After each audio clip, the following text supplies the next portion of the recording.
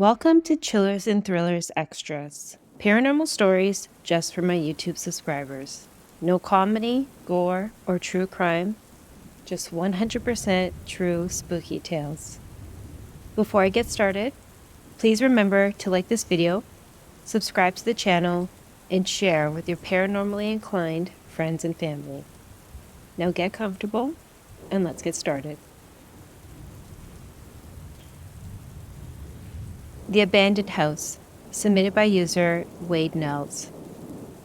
Around 1999, I was working with a small town, small county highway crew. This mostly involved laying tar by hand from buckets with a bottom valve into cracks. We spent most of our time smoking cigarettes and being generally unproductive. The truck-pulled tar tank usually took about 90 minutes to heat up to pouring temperature, so we never lit the thing until we were already on site.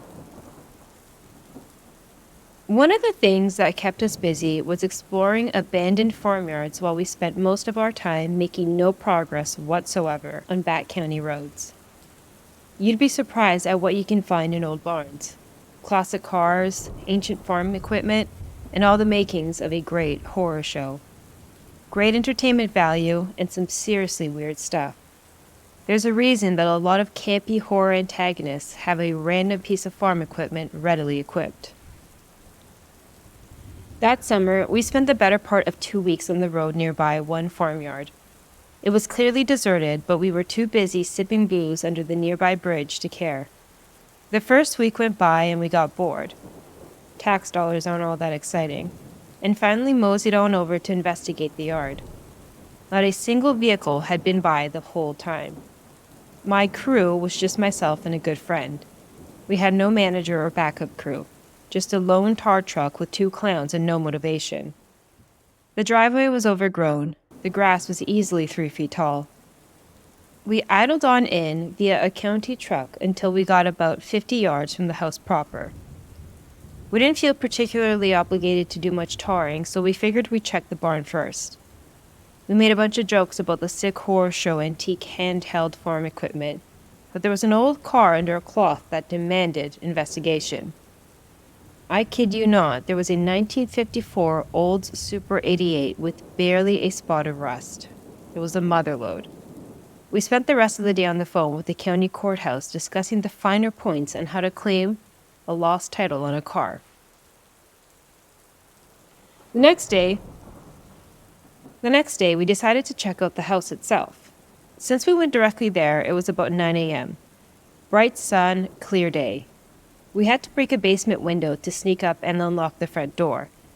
Any alternative would have just been needless damage. I was the one who did the basement entry. I was mildly freaked out. The basement looked lived in, but dusty. The traverse upstairs and the unlocking was easy as pie. I can't stress enough that this place was deserted. We spent an hour or so just checking out the place. If you've never done it, you might not appreciate how interesting it is to see what people leave behind. This house looked like someone had just gone to work one day and not come home. There were weird hints of abnormality. Empty ammo boxes in the crawl space. A single wooden spinning wheel in an otherwise empty room. And the kitchen stunk to high heaven. The major stench from the kitchen came from the oven, so we cracked it open. A dead duck, a mallard, stiff as a board. Enough decay to stink, but it still had the colors. It wasn't cooked, and it wouldn't even have fit down the modern-sized chimney into the oven. It made no sense. It was the first in a rapid series of questionable discoveries. Immediately after discovering the duck, we noticed there was mail on the small dinette-style kitchen table. Probably 6 or 7 letters, all postmarked on the same day in November 1988. None of it opened. Who would bring in the mail and leave it like that? Post-duck, we started to get sufficiently freaked out. Being the bold highwaymen that we were, we pressed on in the name of discovery. The fridge was the old locking handle style that looked to come straight out of the 50s. We cracked it open, and it was full of food. Most of the expiration dates were late 1980s, early 1990s. I can't stress how sick this felt. The entire situation pointed at a rapid and unthought exit, the sort of exit that had no concern for anything other than leaving. The air was heavy. We were pretty on edge at this point. No reason not to be, really, but we've seen a lot of abandoned houses, yet none that shared both a lived-in and abandoned identity like this one. The more we explored, the more uneasy we got.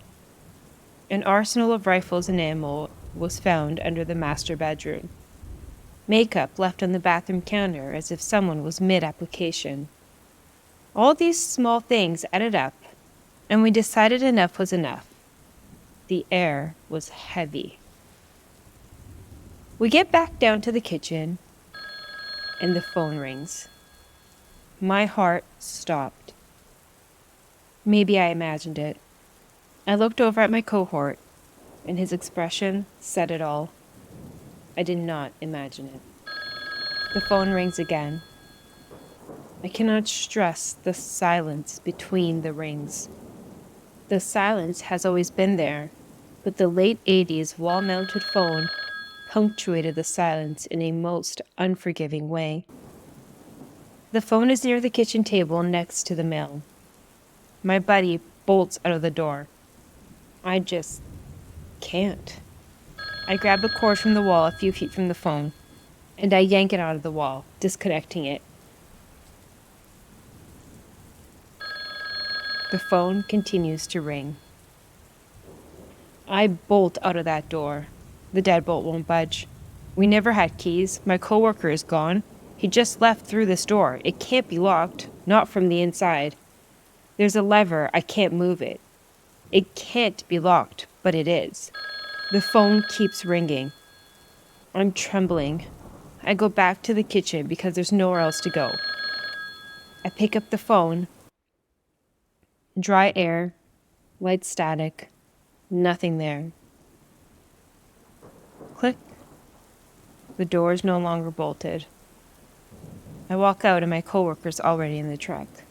We don't really talk about it.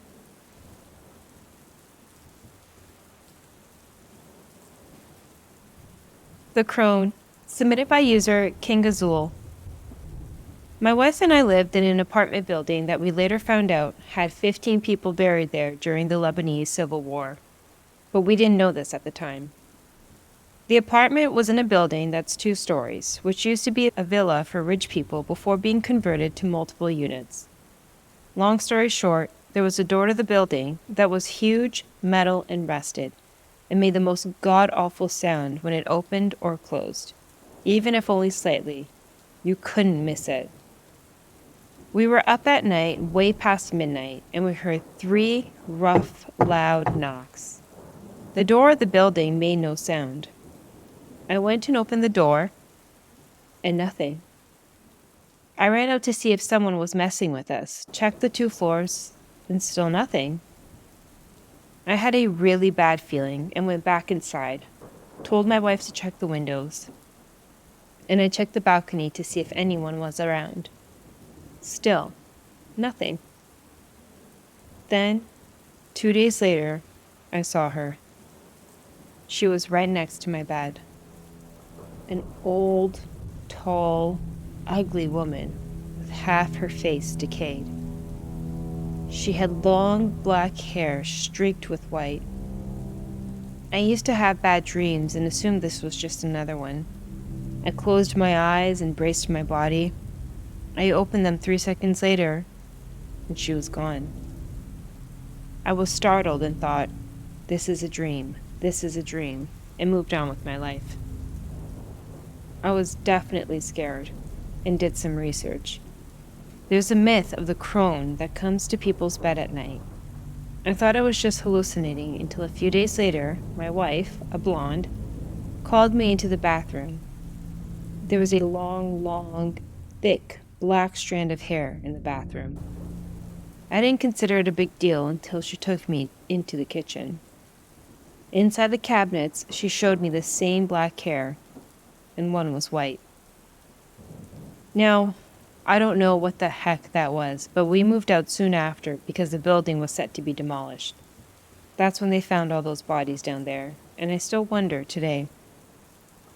As a side note, one of my uncles lived in the apartment before us.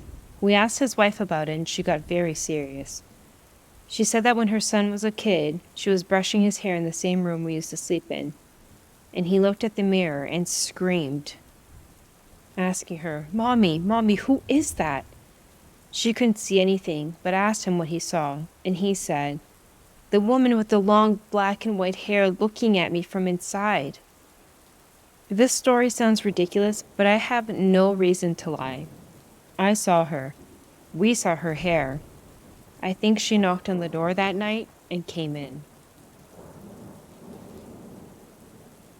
The Deployment, submitted by user Nomi Malone. I've never seen a ghost myself, but I have a story from someone I trust. A few years ago, I asked my significant other if he had ever seen a ghost. He got really uncomfortable and squirrely, lots of hemming and hawing. Annoyed, I said, "Just say yes or no. I won't judge if you think you've seen a ghost." I'm a skeptic and figured he just didn't want to sound like a rube or something. Turns out he was hesitant because he believes he saw one, but it was while he was deployed on a mission in the Middle East, and he was trying to think of how he could describe it without giving up any classified information. The story is this. He was deployed in a country in the Middle East when there was a commotion from the soldiers watching the perimeter. Apparently, they could see a man about 100 yards away from the camp. He had appeared out of nowhere. No one saw him walking up. The man was just standing there, not doing anything threatening. But since it was a strange man in a war zone, they broke out all the high-tech gear to see what was going on. They could see his face, his clothes, his height. But he looked bizarrely distorted and was not giving off a heat signature. He was not the temperature of a human being. He was the temperature of the air around him. They had no idea what was going on, and people were freaking out. At this point in the story, I told my significant other something obvious. Maybe it was a scarecrow or dummy or a shadow, or the soldiers who were really tired and delirious and their eyes were playing tricks on them. Or maybe it was a hologram weapon shaped like a human. His response was this. They called different people to come look at the man.